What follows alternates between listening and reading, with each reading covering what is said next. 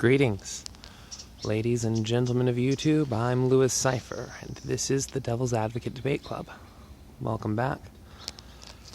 Today, even though it's a subject I've covered several times on this channel before, I'd like to talk about censorship, and specifically how it affects, impacts, and hurts children.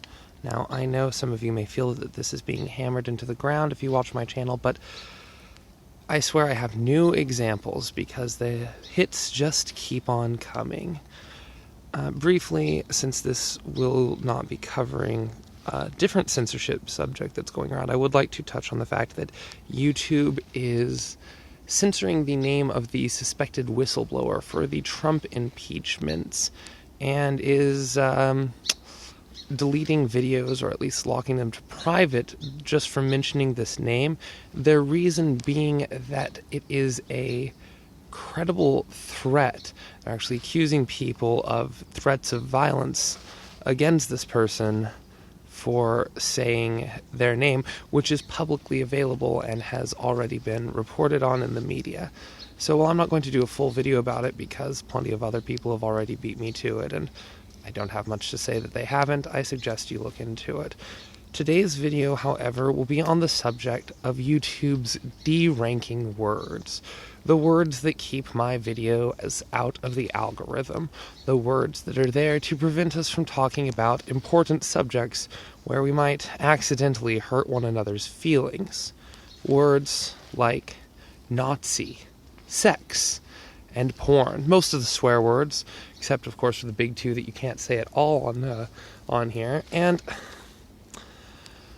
there is a lot to unpack about why this is dangerous for everyone, but especially for children. For anyone who's read 1984 by George Orwell, you'll be familiar with the term Newspeak. For those of you who haven't, it refers to, well, in 1984, there's an entirely authoritarian government that controls everything. They see absolutely everything you do in your life. And there are certain words that are deemed to be harmful, and so they're replaced with other words, like bad. Instead of bad is no good or non-good or something along those lines. I forget exactly what the Newspeak for bad was, but you can't say bad because bad is a negative term and we have to keep all terms positive. So if you want to say something is horrible, even worse than bad, it would be like double non-good. And it is horrifying for anyone who knows anything about linguistics and the effects they have on the human society and psychology.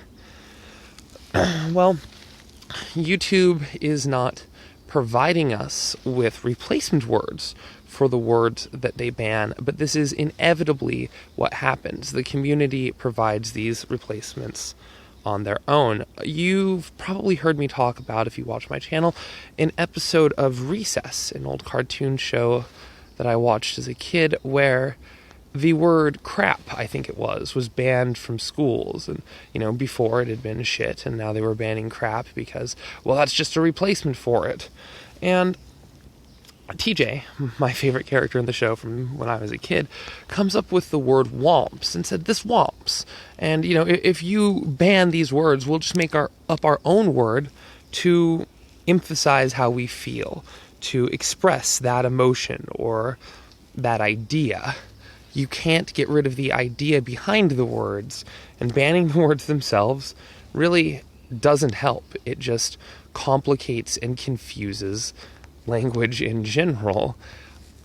Oh, but I hear some of you saying these are banned because there are kids who watch YouTube, and, we don't want to have them exposed to stuff like that. And, well, maybe YouTube should have higher standards for what is and isn't on YouTube Kids, but I don't think what's on YouTube, the regular YouTube, should be relegated to what is and isn't appropriate for children, because adults use the site as well at length. And even if it were, I don't think words like Nazi, which have important historical significance, should be enough to get your videos deranked, hidden in the algorithm, and in some cases, suspended. On top of this, YouTube has been deleting my comments, which I've left on other people's, which I've gone through carefully, and as far as I can tell, do not violate any of their terms of service guidelines. I've confirmed with the posters of or at least one of the posters of the video that I've commented on, that they did not remove my comment, and I did not. This means that YouTube did it. Probably it's just not even manually, probably just with some sort of algorithm, because, well, I did use the word Nazi in my comment, I believe, and it looks like YouTube is now algorithmically removing comments that have their deranking words in them, which I was not able to find in their terms of service, and as far as I know, was not warned was a possibility. So they've tried to get rid of words like sex and porn, but people just replace them with passionate hugging or things like that. And ultimately speaking, channels like r/, which just reads out Reddit stories, ends up sounding absolutely ridiculous as they come up with whatever catchphrases they can. Tim Pool does this as well, rather than saying the forbidden words. My personal favorite, since a lot of people have to look it up, is when an r/ he ends up calling someone a bundle of sticks. But that's one of the big two that you haven't been able to say for a while. So let's look at these big two words that were banned first. These ones aren't just deranking words. If I say one of these words, my video will get removed. They start with an F and an N. And no, fornication under consent of the king is not one of them. And, I can agree that these words are, for the most part, insulting. Let's take it back a step. I mentioned the episode of Recess, but I'd also wanted to bring up an episode of Arthur, a show that I didn't watch nearly as religiously as I did with Recess growing up, called Bleep. In the episode of Arthur, Bleep, which opens with a basically parody scene of The Sopranos, despite being a show whose target demographic is like 7 to 10, including bleeped out swear words around the dinner table. In that episode, Arthur's little sister, whose name escapes me for some reason right now, hears a bad word while in the store and is afraid. She sees the mother of the boy who said the word drop a vase, and thinks that this is a magic word that will make people drop whatever they're holding, especially after, when she asks her brother what it means, he drops and breaks the model airplane, I think it was, that he was building. And so because of this, and because when she finally does find someone to tell her what the word is, it's a pair of horrible children that are her age and happen to watch cable at their house, she ends up thinking all kinds of weird things, like that she can control people by saying the word, which ends up getting her, and to a degree her friendly next door neighbor, in trouble with their respective parents. Now, she mostly gets let off the hook for not knowing what the word was or meant, and at the end of the episode, her mother, as far as I can tell, lies to her by, rather than explaining the meaning of the word when asked, simply telling her that it's a word that people use to hurt each other, and a word that you use when you want to hurt somebody's feelings. It then cuts to the playground, or maybe their backyard, where a bunch of kids are hanging out and swearing at each other with assumedly just the one word, since that seems to be the focus of the episode. And no, it's never revealed or really even highly suggested what the word is. There's a couple possibilities. It just goes to show that if kids are lied to about these things, they'll take it to heart. And she goes on and says, hey, we need to have a talk, and is probably going to explain to them what her mother just said, that these words are used to hurt one another. But the pair of terrible twins who first told her that the word could be used to mind control adults and turn them into zombies, like hurting other people's feelings. They're terrible little trolls, and this isn't going to stop them or slow them down from using the word. While explaining what it actually means and giving them context for the language might cause them to move on to further insults. But this is all kind of beside the point in how damaging it can be to children to censor these words on YouTube. Because, as Recess shows, if you do successfully censor the word to where the kid never hears it, something else will come up in its place.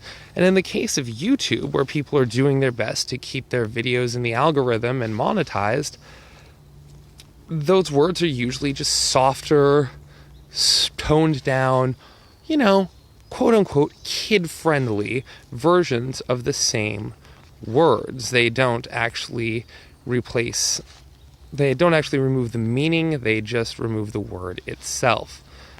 This can lead to things being normalized for children because they're hearing it in terminology that sounds soft and understandable to them.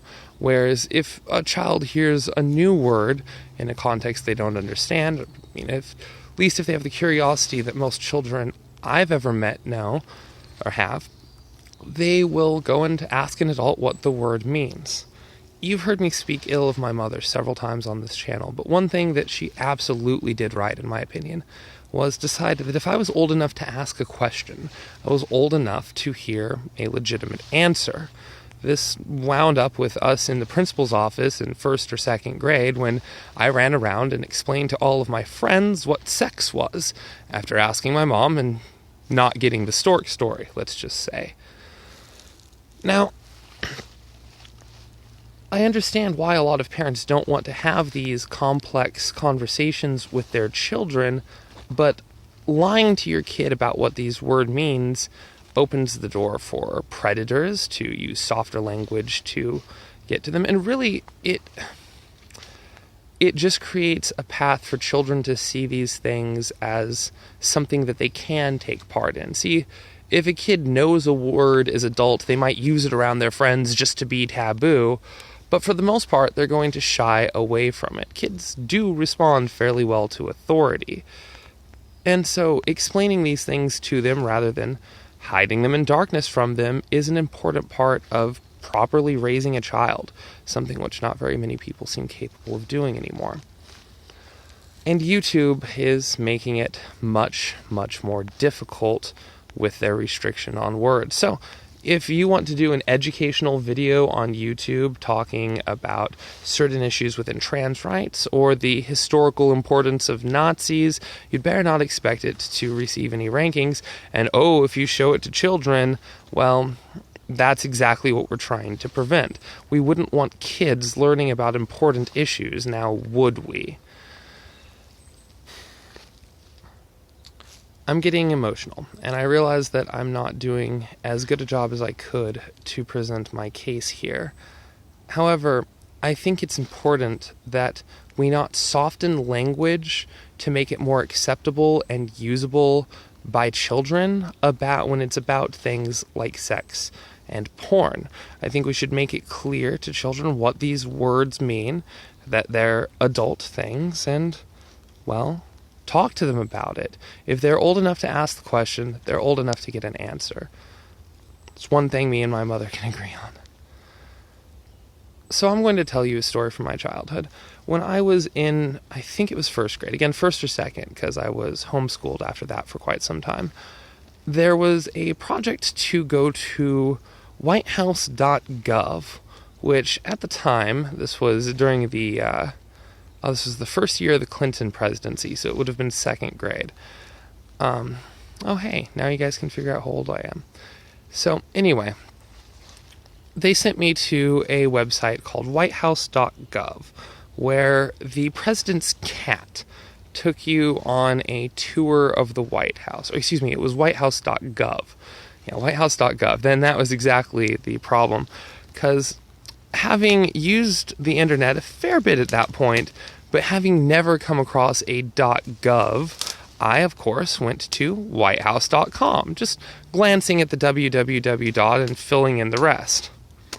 Well, whitehouse.com at the time was not a website where an animated cat took you on a tour of the president's home.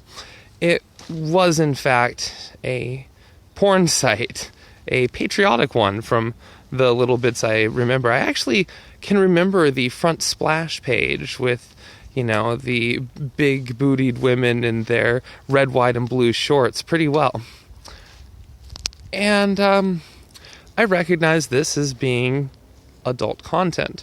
I recognize this as having probably something to do with that sex thing that my mom had told me about the year prior, and that I shouldn't be looking at it, and that it certainly wasn't my school project. So I went and told my mom that my school had sent me to a porn site. She came, looked at the paper, immediately saw the problem, didn't blame me for typing in the wrong URL, and I proceeded to go on and write a report about touring the White House with an animated cat. It's certainly something that stuck with me, but more because of the abject terror that I felt when I went to tell my mom about it, because I was afraid that I had, even though it was accidentally, viewed something that I wasn't supposed to. See, I responded to that authority as a child properly. I was worried that it was something I shouldn't be looking at, because it was, and I went and told my mom, and we moved on. She explained to me that, then I didn't really know what porn was. This was where we got the porn conversation. I was like, okay, well, if I'm not allowed to look at it, why is it there? And she said, well, sometimes older adult men, I in first grade was running around kissing little girls already. And so she told me that just like I like to run around and kiss little girls, that older men with older women like to do more adult things, and that sites like that were a way for them to relieve some of that pressure. She didn't get into the details, but she just basically told me what porn was and why it existed, and, well, it never stigmatized me against or for it. I mean, I've never been much one for porn. I mean, not until my 20s at least, and not really even now. And up and through my teen years, I didn't go out of my way seeking it. I never went back to whitehouse.com. So, this flash of information didn't corrupt me. At least, I don't think so. But that's how YouTube is treating not even, pictures of porn itself, but just the words sex and porn. And sure, with the swear words, with shit, with damn, I can kind of get why those words derank you. They're pretty much publicly accepted as being unacceptable, but personally, I think that whomps. I think that all of these words are at their base descriptors, which can be used to hurt one another, but are not innately used to hurt one another. That's why I think Arthur's mom was lying to his little sister when she said that these are just words that we use to hurt one another's feelings, because they're not. These words have meanings which are used outside of hurting one another. Even the big two, the N word and the F word, which I can't say here, anyway, even the big two are words that people identify as and call their friend groups. There are people who want to be called these words. In some circles, especially the F word, there are people who proudly identify as bundles of sticks, as r/ would say. And that means that these words are not just innately used to hurt one another. None of them. And that when you tell children that that's what they're for, you are lying to them. Lying to your children and creating a false world perspective for them leaves the door open for other people to come in and fill in the gaps in their knowledge for you. It's a lot safer for you to teach these children these things than to wait for a stranger to do so. So I think that censoring certain words and removing people from the algorithm from using them naturally creates Newspeak, as these people create their own replacement words to talk about the subjects at hand, because you cannot erase the ideas behind these words and shouldn't bother trying, honestly. A lot of them are rather important to talk about in the first place. I think it's Orwellian. I think it's dangerous to everyone, but I think it's especially dangerous to children. But hey, that's just my opinion. I would say let me know what you think in the comments below, but, well, I would still love to see your comments. Just